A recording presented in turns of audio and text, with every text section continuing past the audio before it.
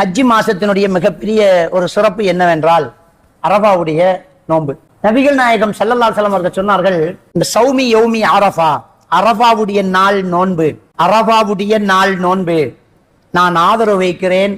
அது முந்திய பிந்திய 2 வருடங்களின் பாவங்களின் பிராயச்சித்தம் என்று நான் ஆதரவு வைக்கிறேன் என்று நபிகள் நாயகம் ஸல்லல்லாஹு அலைஹி வஸல்லம் அவர்கள் சொல்லி காட்டுகின்றார்கள். ஆக இந்த அரபாவுடைய நோன்பின் சிறப்பு 2 வருடத்து பாவங்களுக்கு இறைவனுடைய மன்னிப்பு பெற்று தரக்கூடியதாக இந்த அரபாவுடைய நோன்பு இருக்கிறது.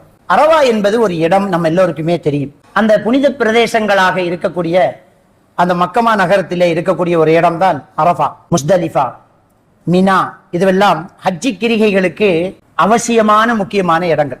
யௌமு தர்வியா என்று சொல்லக்கூடிய 8ஆம் நாள் தான் ஹஜ்ஜி ஆரம்பிக்கும். வரக்கூடிய திங்கட்கிழமை தான் யௌமு தர்வியா, 8வது நாள். இப்போது இதுக்கு முன்னால் ஹஜ்ஜிக்கு போனவர்கள் உம்ரா செய்துவிட்டு இஹ்ராம் கலைந்து விட்டு அவருடைய இடத்திலே இருந்து அமல்கள் செய்து கொண்டு இருப்பார்கள். இந்த ஹஜ்ஜிக்கு போகக்கூடியவர்கள் தமத்துவ முறையில் ஹஜ்ஜி செய்தால் இஹ்ராம் அணிந்து உம்ரா செய்து உம்ராவை கலைந்து விட்டு திரும்ப 8வது நாள் இஹ்ராம் அணிந்து கொள்வது அந்த முறை.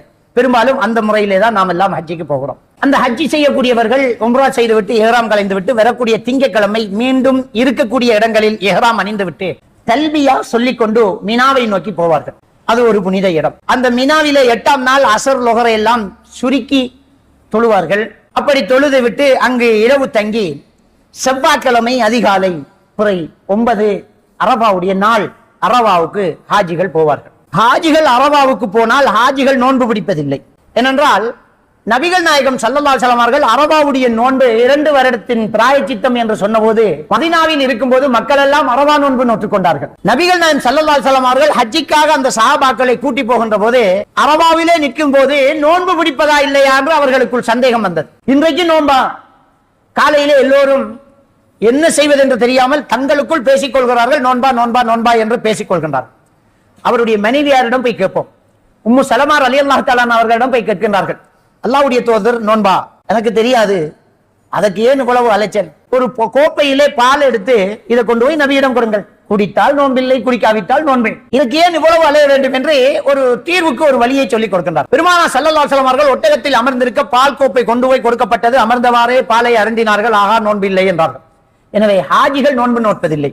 வெளியிலே இருக்கக்கூடிய நாம் நோன்பு நோட்க வேண்டும். இந்த நோன்பின் சிறப்பு 2 வருடத்தின் பாவங்களுக்கு பிராயச்சித்தம்.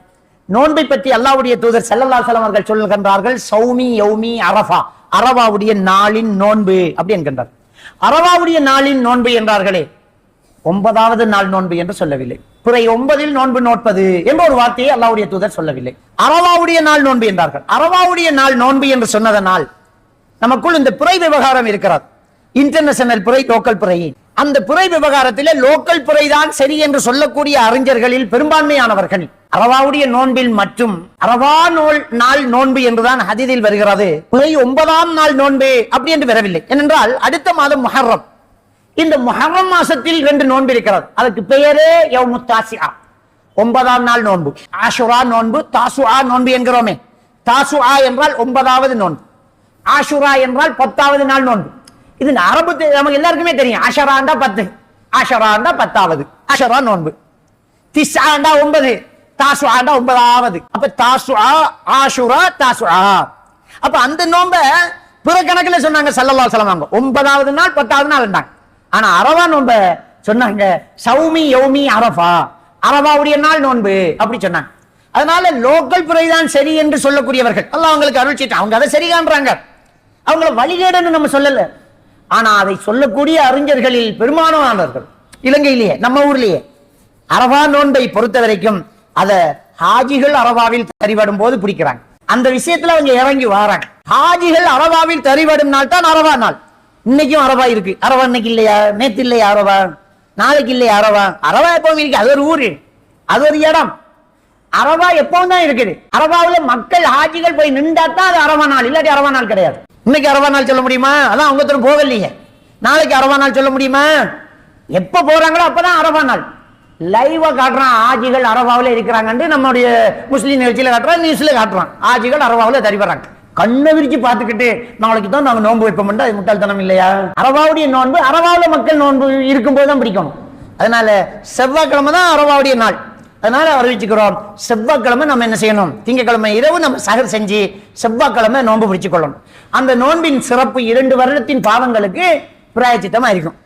அடுத்த நாள் பெருநாள் தானே, எதுக்கு ஒரு நாள் லீவு கொடுக்கணும்? அரபா நோன்பு வச்சு அடுத்த நாள் பெருநாள் தானே, எதுக்கு லீவு?